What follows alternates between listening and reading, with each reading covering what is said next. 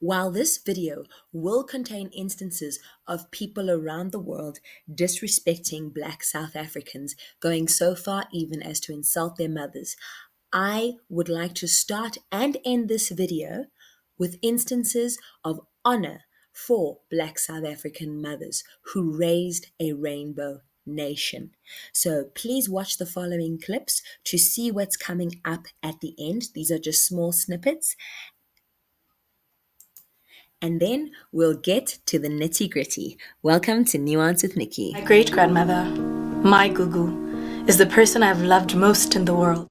We're talking about illiterate women who raised multilingual kids. Got my first book ever from my grandmother who never got an opportunity to get an education. She gave me that. My grandmother, all she could give me was love and time. And I think that's all I needed at the time, and I really appreciated that more than anything. And is it not South Africa, the so-called xenophobic country that had a first lady from Mozambique? This is Nuance with Nikki, the nitty gritty, even if it's not pretty. Guys, for now I come in peace.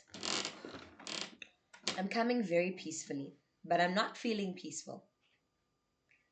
It is now December, in a few days, December 2024. The last few years, something very irritating has been happening.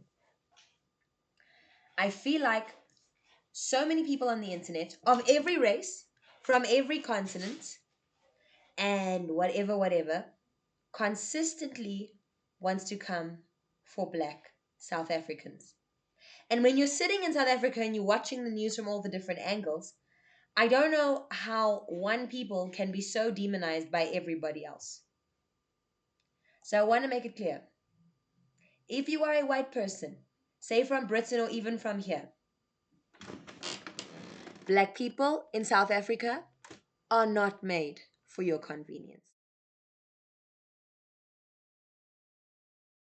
Maybe South Africa being able to sit this one out when they're talking about. If you are a colored person from this country with delusions of us being the only Khoisan and all of that, just for December, can I point something out to you? Black people in this country are not made for your convenience. That's fine. It's not yours. It's not yours. It's not the place. This is not the place. Sir? It's my country. Yes, sir. This is not the place. It's everyone's country. So I'd like to actually have a conversation. Okay. And I'll ask for tolerance in this room, please. Tolerance. Batlaping are an example of Khoi people mixed with Tswana people. The idea that the only people that the Khoi and San would intermarry with are white people is a ridiculous notion. It is based on apartheid narratives. It is forcing a Western perspective on an African people who have always been people of unity, who have always been people of community. How can people live on a continent for thousands of years and not intermarry? Why would they do that? Okay. And I'll ask for tolerance in this room, please. Tolerance.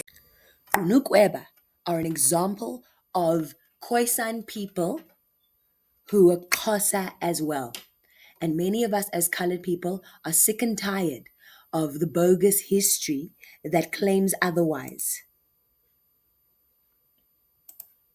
Dispelling the bogus history, just who were the first people. I have become very tired, sick and tired in fact by the succession of false histories concerning who the first people of the Cape were, and also the misrepresentation of the Xhosa as foreign alien blacks who invaded the Cape, and indeed blanket claims that the colored people are the Kurna or Khoi and therefore we are the first people who demand control of this land.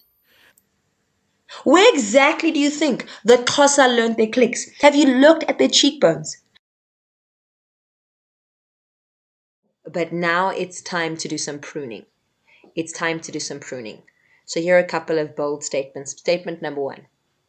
There is nothing in this world more stupid than a racist colored person. I won't be taking any questions. Number two, you can and should be pro-colored without being anti-black. So for those who think that colored identity is about being anti-black, if you're that kind of colored person, I just wanted to clarify some things. This is not the channel for you. There is this frenzy that we want to dislodge them, which means we want to chase them out of the country, and we are saying that they are not part of this country. Now that's a very unfortunate perception or notion or understanding of what we are talking about. It cannot be. The people who invited all other nations to live with us.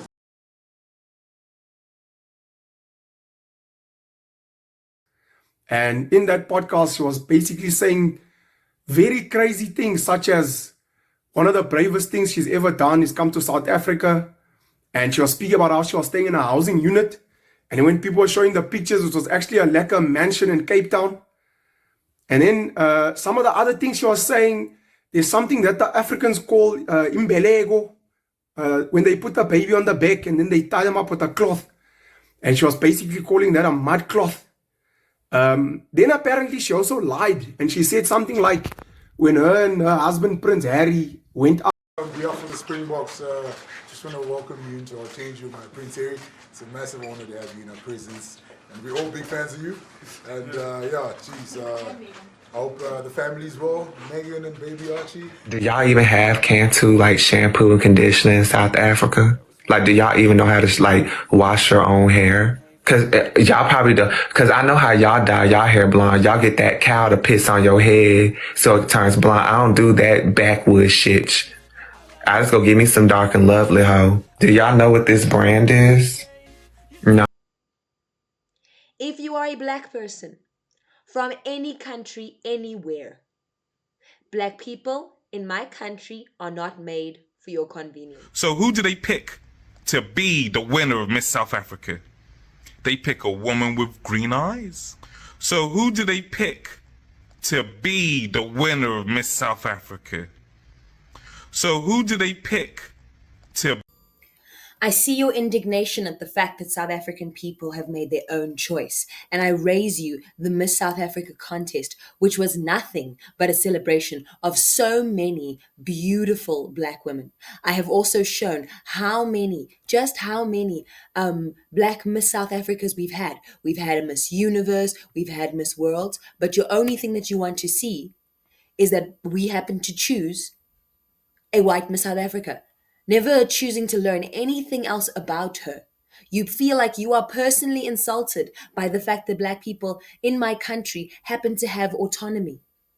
Had you watched the actual pageant, would you not have seen the many examples of that? Would you not have seen, for instance, how we had Basitsana Khumalo, our first Miss South Africa since we had democracy?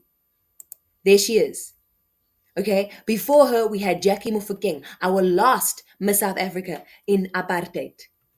Your issue here is that you want to talk on issues that you don't know a thing about.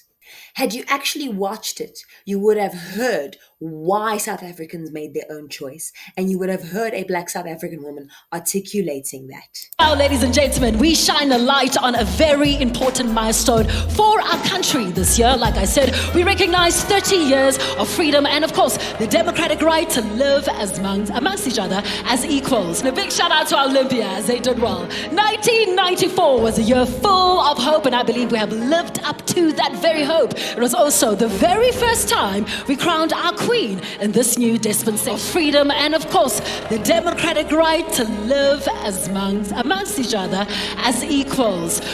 The democratic right to live amongst each other as equals, which if you've watched my channel, I've said many times before, there are black people who fought and died and went to prison for that. What is it about the democratic right to live amongst each other as equals that you find so offensive? Meanwhile, in South Africa, who's this? Could it be Nompumelelo Maduna, who is actually competing in South Africa for Miss South Africa, the title, and was physically there in the pageant? Pumi, what did you say to her before you went on? Well done. Just before the decision was made, she mouthed, well done. So British press, American press, black South Africans are not made for your convenience. 2018, the bots were accusing them of a white genocide. I have heard stories and rumors of something sinister happening in South Africa. And they're bordering on genocide now.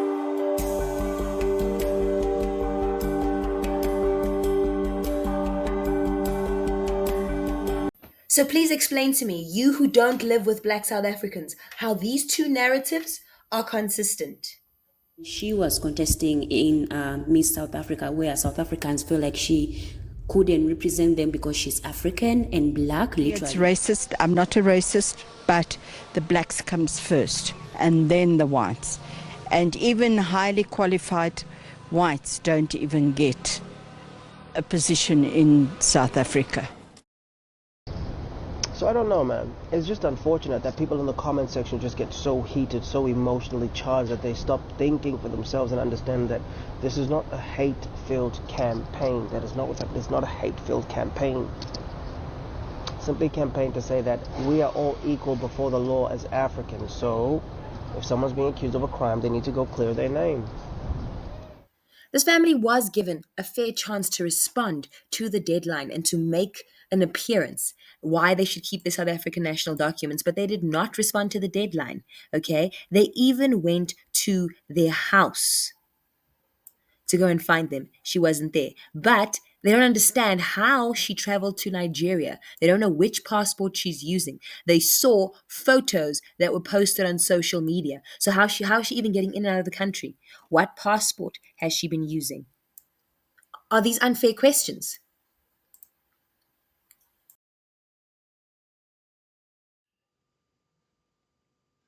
October 2024. Bongi Mbonambi, who grew up using orange bags to make rugby balls for himself.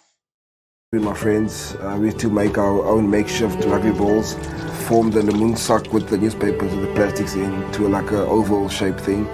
And then we'll play anyway, wherever there was an open ground or in the middle of the road, in the middle of the streets. We'll play almost the whole day until it gets dark.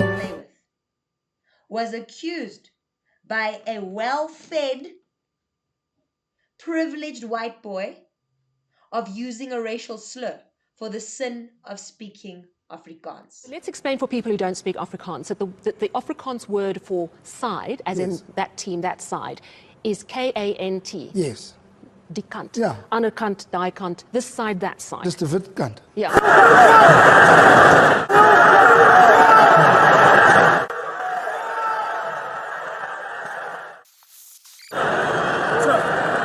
if that hooker calls me a white cunt, what do I do? What do I do?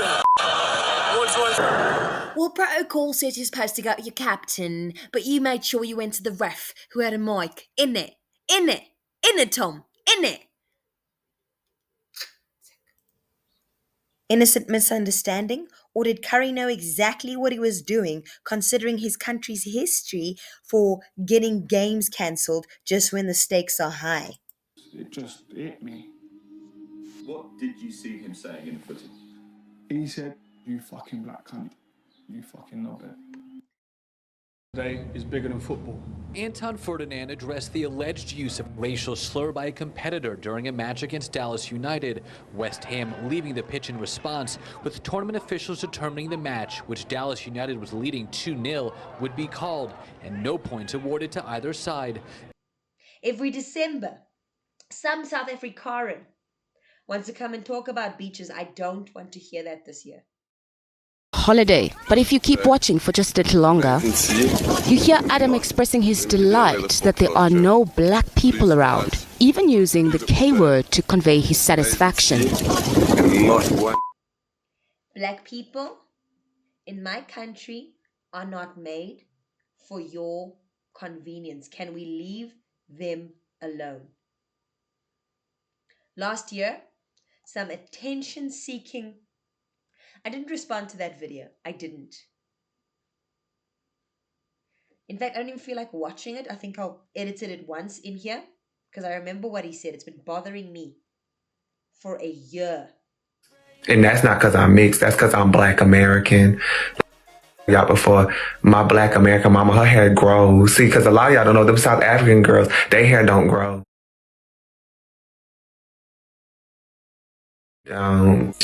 Cheap hoe.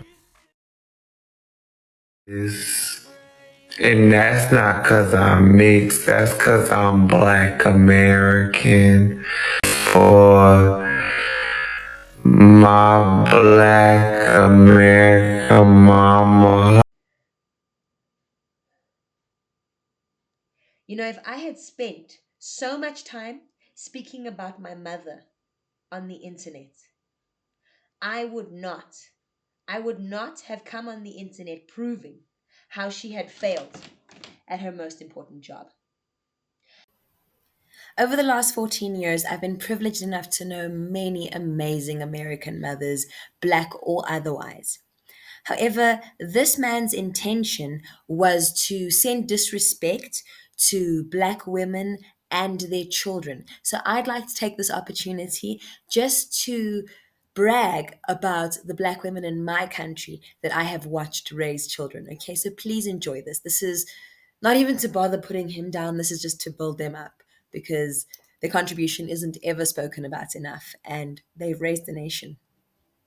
Now, if she'd like some hints on how to parent, do you know who I fully recommend? Black South Africans. So after December, you can come here visa free, nah?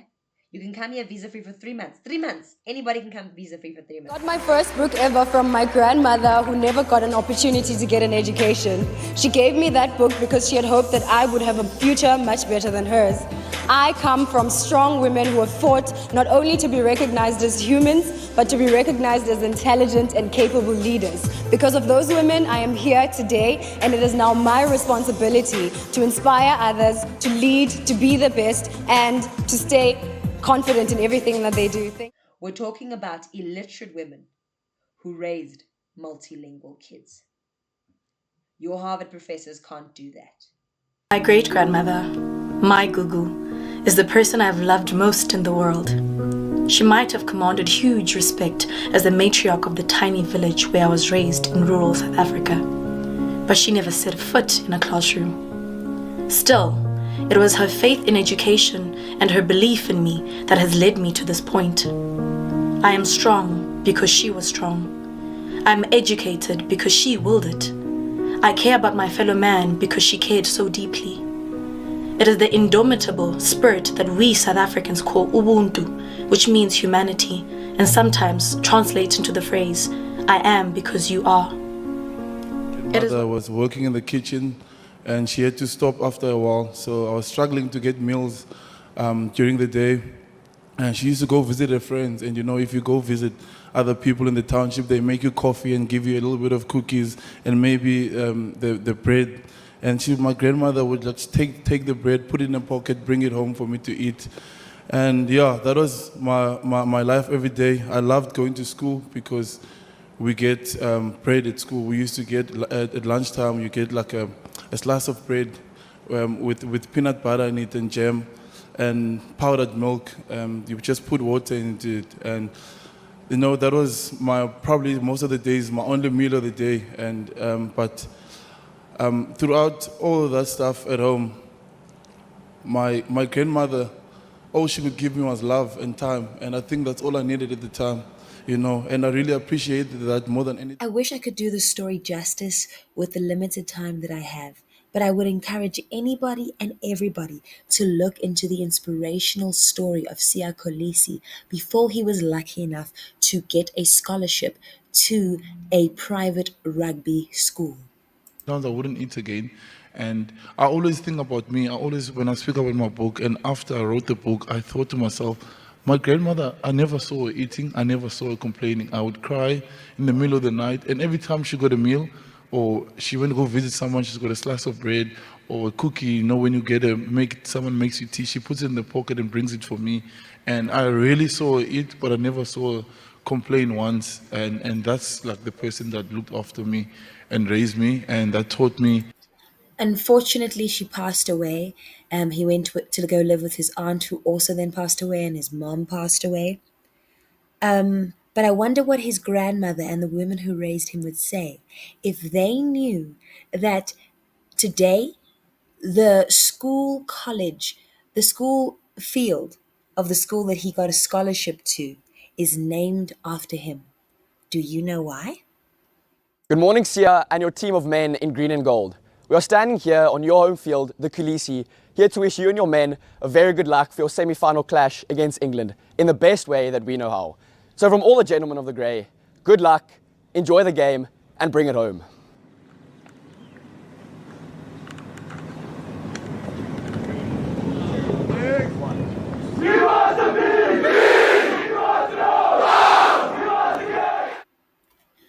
Now, why has he written a book? Why was the school field named after him, for instance? Because Sia Kolisi led a team to be the first back-to-back World Cup champions in the greatest sport ever. Sia Kolisi makes history. You have to say, it's an incredible... So, he was the first one to do it back-to-back. His team is the first 4-time World Cup champions. This is after we were even banned from rugby at some stage when he was growing up and watching it. Rugby was the first thing that ever brought this nation together. And in our most difficult period since apartheid, the period right after COVID, when we were having so many issues, economic and political, and we were just devastated. This team did something for a nation that I'm not even sure you can understand if you're not South African. But this team is the heart of our nation, and Sia Kolisi captained that. That is who his grandmother raised. That is his legacy. Sia Kolisi, you've written your name on every heart in this land. South Africa wakes up to the sound of the Hadida. But before the Hadida, parents wake up to wake up children. Before those parents wake up, the working class wakes up across the country. Before the working class wakes up, the taxi drivers wake up. But the first one to wake up here is the black South African woman who is making amagwenya, a fat cook. With one fat cook that she's going to sell at 3 o'clock in the morning to the taxi drivers, 4 o'clock in the morning to the commuters, 5 o'clock in the morning. She'll leave there 10 a.m. With one fat cook and a bar of Sunlight soap, she will raise lawyers, she will raise doctors, she will raise policemen and teachers. An entire country was built on black South African women. Hey. Ay bo kazi. Ay bo. Indoni inwele, you're right. You are talking about queens and kings here. Ndlovukazi, do you know what that means? You are talking about Amabubesi, the lion.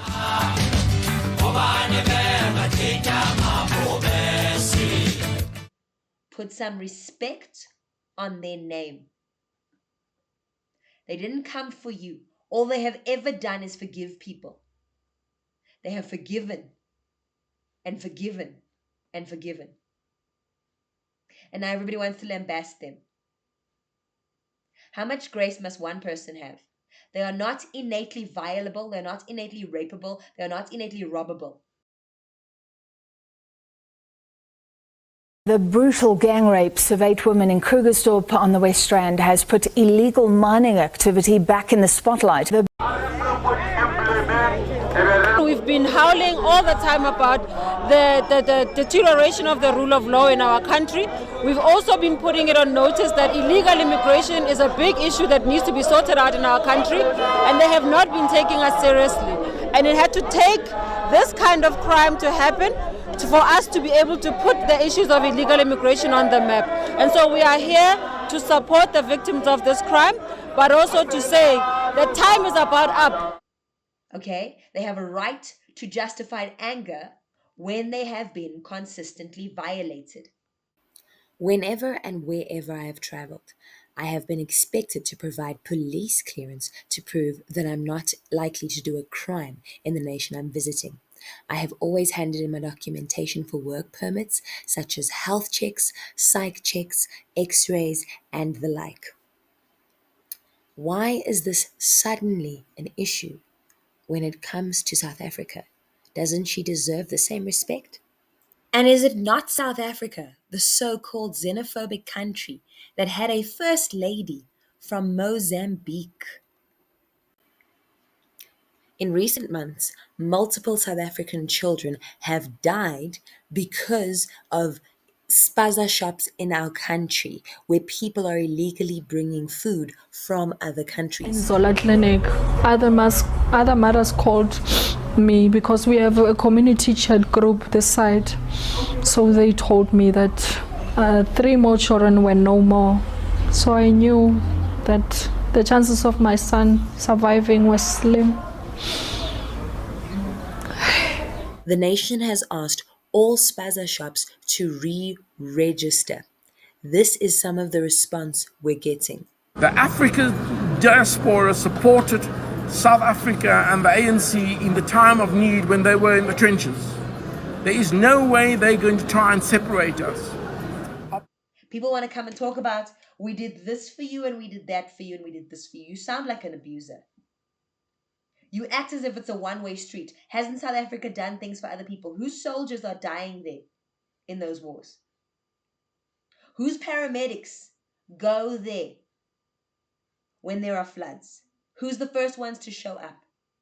Mozambique and neighboring states are still struggling tonight to rescue victims of a deadly storm and reach others with aid. The hard-hit areas accessible only by helicopter, this medical rescue team dropped into the floodwaters and swam through swift currents to find one stranded family, perched on a small pile of debris in a lone grove of trees. You want to talk on Black South African business? Come here. Walk down my street. Walk down any South African street if there's a party and you hear it. You just have to knock. Now, the first thing you have to do, the only one thing you have to do in a black home is greet. You have to greet. Hello. And then the first person you must greet is Ugogo, the grandma. She will then explain to you how she wants to be greeted by greeting you in her language. She might say Tobela. She might say Molo. She might say Sawubona. She might say Dumela. And then you just greet her in her language. From there, they don't have to know you from a bar of soap. You can sit there. A 12-year-old child will just come floating by with a plate of food.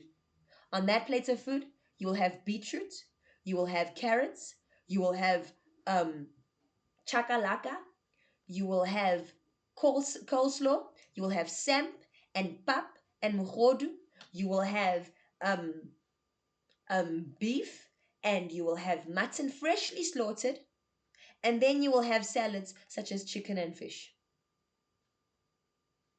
Then when you're still busy eating, someone's going to come and you're going to say, what's this? They're going to say scuffed tin.